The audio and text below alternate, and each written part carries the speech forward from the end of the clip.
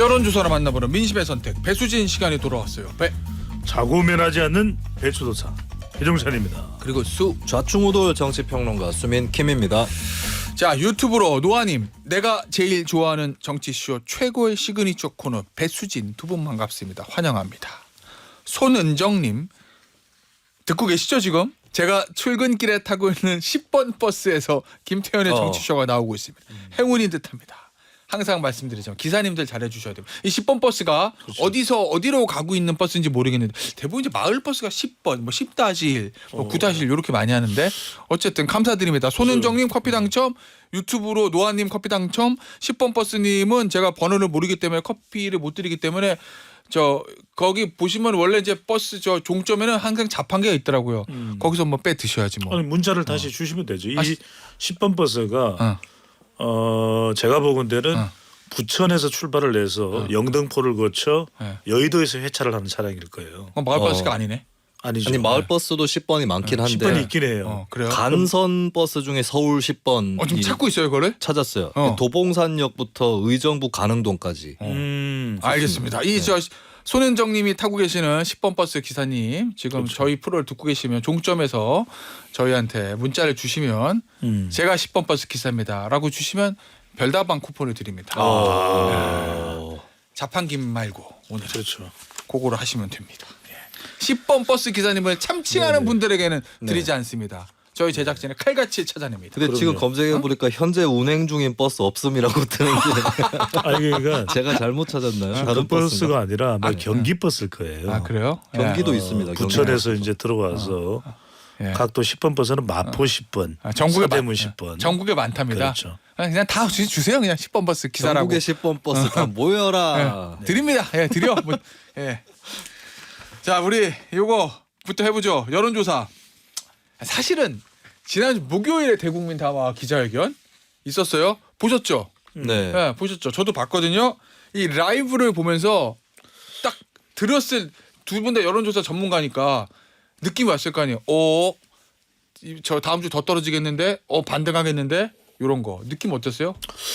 보는 순간? 처음에 느낌은 조금 아찔했죠. 왜냐하면 이게 국민들이 원할 수 있는 답변, 제가 늘 말씀드린 인식, 그다음에 그 사관에 있었죠. 근데 좀 두루뭉술하다기보다는 좀 이게 좀 장황했죠. 대통령이. 그러니까 항상 이게 깔끔한 게 좋거든요. 근데 이제 그다음에 일정이 구체적으로 확 나오지는 않았잖아요. 근데 이랬는데 또 이제 듣다 보니까 이렇게 되더라고요. 그 이야기는 뭐냐면 이게 무슨 뭐 엄청난 효과를 가져오지는 않겠지만 변곡점은 되겠다. 그럼 떨어지는 거는 그렇죠. 떨어지는 걸 막으면서 TK나 부울경 같은 경우에는 그래도 조금이라도 이제 반등할 수 있는 여지는 있겠다. 왜냐하면 오히려 기자회견이 끝나고 난 이후에 김건희 여사가 순방에도 동행하지 않는다. 활동 중단. 또 제2부속실 또 더 중요한 건 이제 한동훈 대표가 수용을 하겠다고 밝힌 바 이게 제일 크다고 봐야 되겠죠. 만약에 한동훈 대표가 다시 치받는 상황이 왔다 그러면 좀 달라졌을 거예요. 근데 결과적으로는 붕괴가 아니라 봉합을 선택을 한 거잖아요. 그러니까 윤한붕이 아니라 윤한봉이 된 것이거든요. 그러니까 붕괴가 아니라 윤한봉은 뭐야? 봉합으로 가는 거죠. 그래서 이런 상황들이 뭐 이제 엄청난 효과보다는 그래도 지지 기반이 이제 무너지면 안 되잖아요.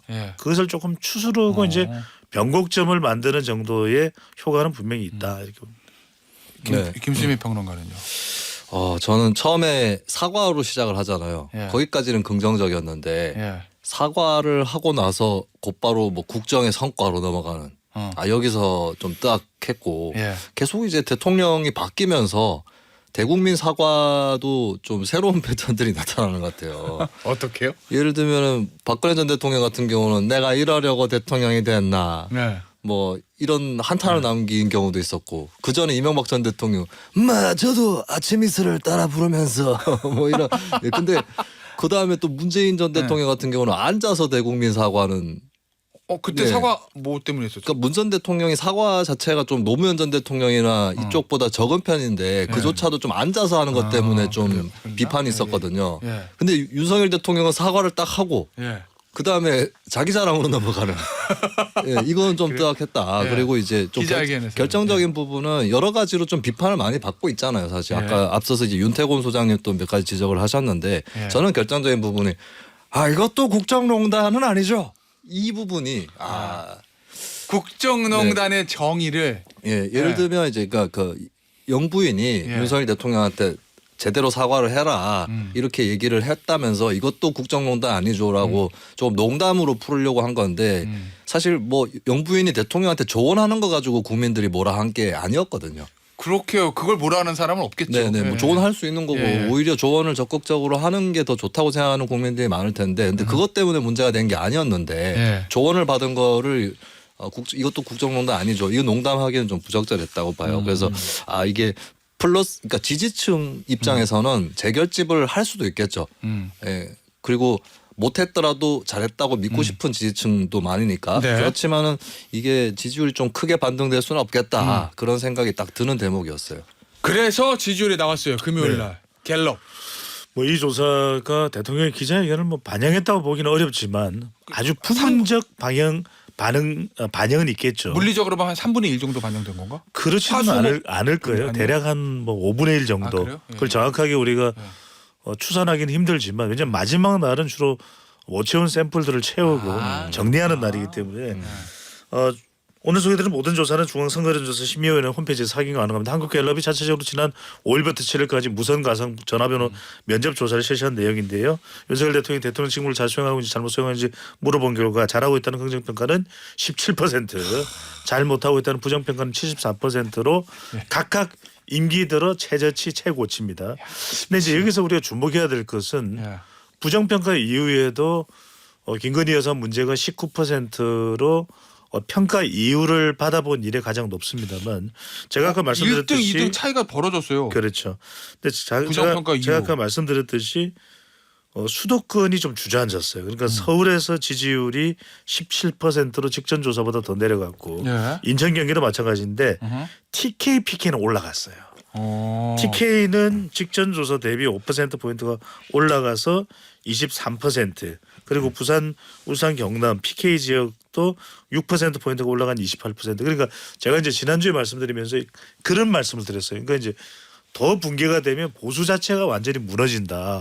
그것까지 지지 기반에서 받아들일 수는 없기 때문에 일종의 그게 기술적인 반등이 됐든 위기감에 따른 결집이 됐든 올라가긴 할 거다. 그러니까 이제 PK와 TK는 올라갔어요. 근데 문제는 뭐냐면 수도권이 내려갔잖아요. 그러니까 유권자의 절반, 지방선거의 절반의 이 선출직이 걸려 있는 수도권이 지금 10%대란 말이에요. 그럼 이게 총선이나 대선이라고 말하면 당선간에서 더 떨어진다는 얘기인데요. 힘들어지는 거죠. 그러니까 더군다나 서울시장 선거에 결정적인 영향을 줄 수가 있죠. 그러니까 인천은 지금 국민의힘, 서울시장도 국민의힘인데 그럼 이 서울 또 인천시장 자리를 다 뺏긴다. 그러면은 대선도 어려워지는 것이거든요. 그런 점에서는 지금 빨리 수도권을 회복해야 되는 과제가 이제 주어진 거죠. 그러면 사실은 TK와 PK는 그동안 너무 떨어져서 야 진짜 큰일 났네 이러면 망하겠는데 해서 뭔가 반등을 한 거라고 하면 근데 TK나 PK는 국민의힘 입장에서 보면 뭐 지방선거든 총선이든 대선이든 결집해서 표 가져오기는 좀 수월하잖아요 그래도. 네. 근데 수도권이 더 떨어졌어요. 이거는 대통령의 기자회견이 반영이 안 됐다고 하지만 별 효과 소용이 없었다 이거를 보여주는 거라 봐야 돼요? 뭐 일단 그 조사 기간에 크게 영향을 안 끼쳤기 때문에 기자회견하고 직접적으로 결부시키기는 어렵다고 치더라도 하지만 이게 환경의 차이가 있을 수 있잖아요. 예를 들면 지난 대선 때 윤석열 대통령을 찍었고 그리고 얼마 전 뭐 이번 총선까지도 찍었는데 부정평가를 하기 시작한 요 사람들이 이제 붙어 있느냐 빠져나가느냐에 따라서 지지율이 10% 17%에서 뭐 많으면 이제 30% 여기를 오고 갈 수 있는 거잖아요. 근데 이게 그런 부분도 있을 거예요. 주변 환경의 부분. 예를 들면 이제 영남 지역이다. 그러면은 이제 대통령을 지지했던 사람들이 좀 많잖아요. 그럼 사람들끼리 모여서 대화를 하면 막 성토를 하면 그 중에 이제 17% 안에 들어가는 누군가는 그러면 안 돼. 그렇게 해서는 안 돼. 이렇게 되는 거죠. 그렇게 하면은 정권 재창출이고 뭐고 다 날라가. 그래도 그 대구 말이에요? 뭐 예? 대구 사투리예요? 대구 말. 이거는 이제 그냥 좀 아닌 것 같아서. 이걸 맞춘 겁니다. 네, 대구하고 부산 사이에 그래요? 맞춘 정도. 네. 네네. 밀양 정도 갖구나 울산 지금. 정도 울산 있죠. 밀양. 확실한 부산 사투리도 아닙니다. 언양불고기네. 제가 그러네. TK가 아니라 영남이라고 설명을 해드렸기 영남? 때문에. 네. 그래서 이제 약간 그게 수습되는 측면이 없지 않아요. 대구 경북은. 근데 수습. 수도권은 그러니까. 국민의힘 지지자 입장에서도 주변에 국민의힘 지지자 아닌 사람들도 꽤 많거든요. 예, 예. 이런 부분들이 좀 다르게. 그러니까 이게 민주당도 마찬가지예요. 호남. 민주당도 영남 지역의 소극적 지지자는 예. 쉽게 흔들립니다. 아. 예, 왜냐하면 주변에 국민의힘 지지자가 예. 많기 때문에 이런 차이가 있듯이 그 영호남하고 수도권의 차이가 있을 수 있다. 지난 대선 때도 보면, 그러니까 지지난 대선이죠. 2017년에 보수층에서 보면은 영남에서는 홍준표 후보가 이겼는데 서울에서는 안철수 후보가 더 많이 나왔어요. 그거는 주변이 어떻게 형성돼 있느냐. 서울에서는 안철수가 2등하냐? 예. 요게 먹혀가지고 안철수 후보로 보수표가 좀 쏠린 거고. 근데 영남에서는 야 홍준표가 거의 다 따라잡았다는데 이렇게 해서 이제 홍준표 쪽으로 쏠린 거거든요. 이게 아마 이게 주변 환경의 차이도 있다. 알겠어요. 네. 자 그러면 저 배 소장 예. 결국 대통령의 기자회견 그다음에 대통령의 어떤 진짜 변화를 하는지 쇄신을 하고 있는지 하는 후속 조치 그런 것들이 잘 반영되려면 다음 주 여론조사를 봐야 되는 거잖아요. 그렇죠. 그리고 이제 그게 그럴 기회를 만들었다. 그러니까 뭐 기자회견에 대해서 아주 좋은 평가 여부를 떠나서 예. 안 하는 것보다 하는 게 나아요. 왜냐하면 그래서 그래야 나와 있죠 지금. 그렇죠. 변곡점을 만들 수 있는데 기자회견에 대한 평가. 일단은 리얼미터 조사 결과를 보더라도 리얼미터가 에너지경제신문의 의뢰를 받아서 지난 4일부터 8일까지 유무선 자동응답 조사입니다. 예. 이 조사를 보면 주목해야 될 것이 예. 긍정평가가 22.3%인데 예. 직전 조사보다는 0.1%포인트가 내려왔어요. 그러니까 횡보한다는 예. 이야기인 것이고 리얼미터 기준. 그렇죠. 예. 기자회견 다음 날에는 23.2%로 기자회견 다음 날이 이 4일부터 8일까지의 조사 기간 중에서는 가장 많이 올라왔어요. 가장 조사가 잘 나왔어요. 그 이야기는 뭐냐면 이 조사에서도 보면 대구 경북 뭉치는 또 결집하는 현상도 나오거든요. 그러면 적어도 공감도는 만들었다. 왜냐하면 일단 기자회견 이후에 김건희 여사가 대통령 남미 순방에는 동행을 안 한다. 그래서 이제 공감 여부를 물어봤습니다. 윤석열 대통령이 대국민 담화와 기자회견 내용에 대해서 어느 정도 공감하는지 리얼미터와 또 이 에너지경제신문의 조사 결과입니다. 유무선 자동응답 조사죠. 7일, 8일.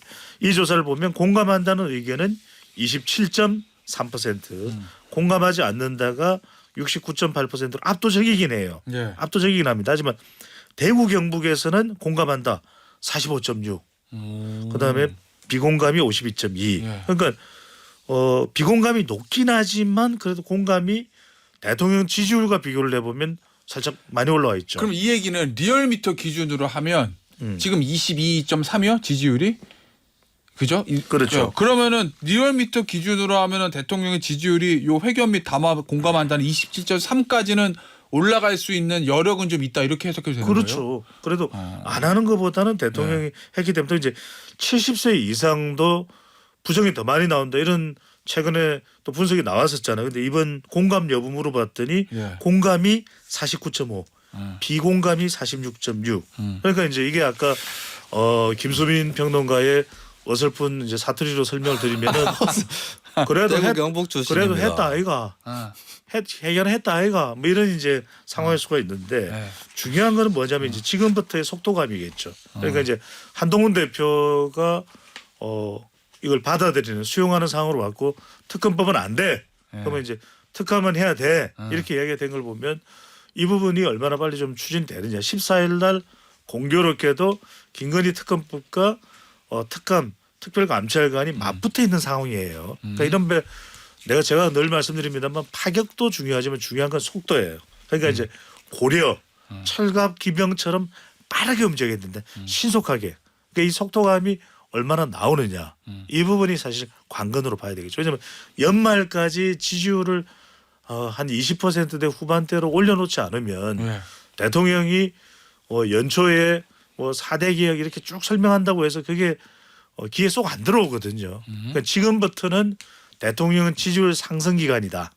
상승해야 되고 그래야 한동훈 대표도 덩달아 경쟁력이 국민의힘이 살아날 수 있는 시간이다.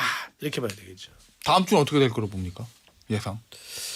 사이에 무슨 일이 터질지 알 수 없는 거니까 예측하기는 어렵긴 한데 저는 일단 그 양상을 보면은 대통령 지지율이 오늘부터 돌리고 있을 거 아니에요, 또 갤럽에서 지금.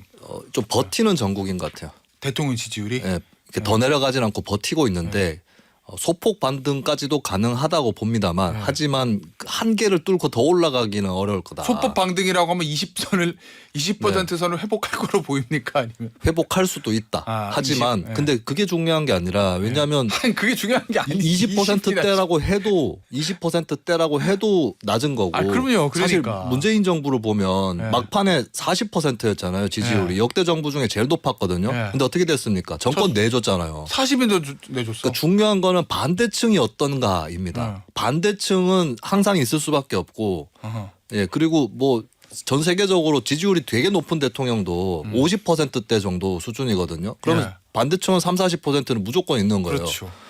그런데 그 반대층이 진짜 똘똘 뭉쳐 있는지 아니면 느슨한지 반대 강도가 약한지 강한지에 따라서 많이 달라지는데 지금 반대 강도가 너무 강하다는 게 문제죠. 그러니까 윤석열 대통령이 뭘 해도 반대하는 층이 굉장히 두터워졌고 그러니까 국민의힘 관계자가 모 언론과 인터뷰에서 실제 이런 말을 했던데 블라인드 테스트를 해보면 정책을 갖고 찬성률이 높은 정책인데 윤석열 정부가 추진한다라고 앞에 붙여버리면 찬성률이 뚝 떨어진다는 거예요. 그게 왜냐하면 대통령 저 정책에 대한 찬반 여론조사가 어느 순간부터 대통령 지지 반대 요구하는 숫자가 거의 비슷하거든요 지금. 네네 그렇게 되는 위험이 있기 때문에 결국 반대층이 이렇게 딱딱하고 넓은 이상은 지지율의 소폭 반등도 의미는 없을 거다라고 봅니다. 그렇죠. 그게 이제 일종의 오염 현상이기 때문에 대통령이 그래서 4대 개혁도 그렇고 의료 개혁도 그렇고 지지율을 올려야 되는 이유가 그거예요. 왜냐하면 지지율을 올려야 그런 개혁에 탄력이 붙는 거죠. 항상 제가 우리 시간을 통해서도 선거도 그렇고 정책도 제가 말씀드리잖아요. 뭔가 필요할 때 엉덩이를 탁 쳐줄 수 있는 그 탄력과 동력 이게 수반이 안 되면은 국민들이 이 기가 열리지를 않아요. 그래서 지지율이 올라가야 좀 들어볼 만하네, 좀 해볼 만하네 이렇게 된다라는 게 중요한 거죠. 그 대통령 지지율 탄력 받기 위해서 엉덩이를 탁 쳐줄 사람 딱 대한민국에 딱 한 사람 있는데. 김태현? 저만 알고 있겠습니다. 네. 한 사람 있어. 제 스스로 치겠습니다. 누가 딱 쳐줘야지. 자 이제 한번 해봐. 그러고 한 사람 있습니다. 그렇게 해줄 수 있는 사람. 어쨌든 이거 정당 지지율 얘기 좀 보죠. 갤럽 보니까 민주당은 많이 올랐고 지난주는 대통령 정당 지지율 떨어질 20% 붕괴될 때 국민의힘이 버텨줘가지고 국민의힘 올랐잖아요. 그래서 뭐 디커플링이다 뭐 그 얘기 있었는데 이번에는 대통령도 떨어지고 국민의힘도 떨어졌어요. 그렇죠. 이게 왜냐하면은 이제 한동훈 대표가 대통령의 기자회견이 다 만족스럽지는 않더라도 받아들일 수밖에 없는 거죠. 왜 그러냐면 그러는 순간 대안이 없이 이것을 거부하는 순간 공도동망 같이 공멸을 해버리는. 왜냐하면 이 커플링 현상이 뭐냐면 집권 세력에서 대통령과 집권 여당 사이에 먼저 커플링 현상. 이거는 이제 피 커플링이에요. 네. 피 커플링은 뭐냐면 동반 상승이죠. 포지티브 커플링. 그 다음에 이제 서로 엇갈림이 생기는 거죠. 이때 생기는 게 우리가 최근에 봤던 디커플링. 이게 이제 결별하는 상황이죠. 근데 이제 이게 결별하는데 완전한 대안이 되면 모르겠는데 한동훈 대표도 지금 대통령을 완전히 제압을 해버리고 본인 주도가 장악한 경쟁력을 가져갈 수는 없잖아요. 그러면 어떤 현상이 생기느냐. N 커플링, 네거티브 커플링. 대통령 지지율도 내려가고 국민의힘 지지율도 내려가는 그런 현상이 최근에 이제 한국갤럽에서 벌어졌다. 방금 전에 소개해드렸던 조사에서 지난 5일부터 7일 조사죠. 여기서 국민의힘이 29%, 20%대로 내려왔어요. 더불어민주당이 36%니까 7%포인트 차. 오차 범위 밖이에요. 그러니까 이게 민주당은 먼저 알아야 될 건 이건 민주당의 자체 발광 지지율 상승이 아니라 반사적 이익을 얻는 거죠. 그러니까 집권 세력의 N 커플링에 따라서 얻어가는 지지율인 것이고 또 국민의힘은 지금 정말 위기 상황인 게 비명 소리가 나오는 게 소리가 나올 수밖에 없는 게 대통령 지지율이 떨어지는데 국민의힘 지지율은 올라가는 디커플링이 아니라 양쪽 다 떨어져 버리는 N 커플링이 되는 거죠. 알겠습니다. 자 마지막으로 이거 잠깐 배 소장 이거 좀 짚어주세요. 민주당이 어저께 공개했어요. 명태균 씨 여론조작 수법이 담겼다는 녹취록. 뭐 2022년 3월 초에 지방선거 출마 예정자액 했다는 얘기인데 이거 뭐를 어떻게 조작했다는 아니, 거예요? 간단하게 뭐냐면 선수치기죠. 그러니까 이게 이전에도 문제가 됐던 적이 있는데 뭐냐면 자 오늘 우리 SBS 지역구에 조사를 합니다. 그러면 이건 경선 여론조사예요. 경선 여론조사니까 이제 중앙당에서 엄선된 조사 기관을 통해서 공정하게 경선 여론조사가 진행되는데 이게 이제 후보자를 통해서 먼저 선수치기로 여론조사를 해버려요. 같은 날. 같은 날 해버리면 응답자들이 저 조사 아까 했는데요 이러면서 응답을 안 해버리겠죠. 예. 그러면은 미리 선수치기를 해서 우리에게 유리해지도록. 그러니까 이제 아니 응답을 해야 되는 사람이 예. 응답을 못 하는 거죠. 왜냐하면 방금 전에 내가 조사 미리 먼저 돌려버린다. 그렇죠. 그러니까 이게 이른바 말하는 선수치기 전략. 예. 그러니까 이렇게 돼버리면은 특정 후보가 유리해질 수 있는 것입니다. 아 그래요? 그렇죠. 그러면 이제 선수치기를 해가지고 이미 조사에 응했다고 답변을 해버리기 때문에 그러면 이제 오히려 지금 조작한 짝짝꿍되는 후보자가 유리하게 선수치기 전략이 들어가는 거죠. 참 별별 기법들 다 있구나. 머리들 좋다. 그것도 어떻게 다 생각하나. 예, 알겠습니다. 오늘 배수진 여기서 마무리하도록 할게요. 배종찬 소장, 김수민 평론가였어요. 감사합니다. 네, 고맙습니다. 감사합니다.